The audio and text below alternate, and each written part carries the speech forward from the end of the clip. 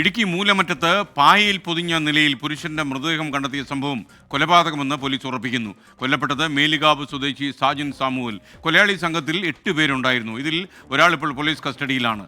രാഹുൽ വിജയൻ ചേരുന്നു ഇടുക്കിയിൽ നിന്ന് മറ്റു വിവരങ്ങളുമായി. പറയൂ രാഹുൽ വിജയൻ.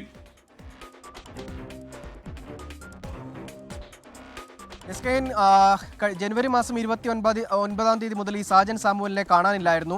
എന്തായാലും ഇന്നലെയാണ് ഇയാളുടെ മൃതദേഹം പായയിൽ പൊതിഞ്ഞ നിലയിൽ മൂലമറ്റത്ത് നിന്ന് കണ്ടെത്തുന്നത്. ഇത് കൊലപാതകമാണെന്ന് പോലീസ് സ്ഥിരീകരിക്കുകയും ചെയ്തിട്ടുണ്ട്.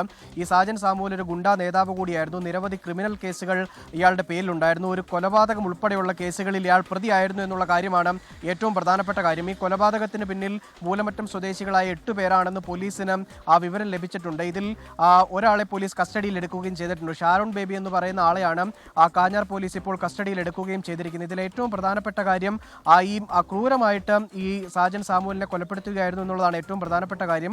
കൈകാലുകൾ രണ്ടും കാലുകൾ ഒടിച്ചിരുന്നു. മാത്രമല്ല ഒരു കൈ വെട്ടിയെടുത്ത നിലയിലായിരുന്നു.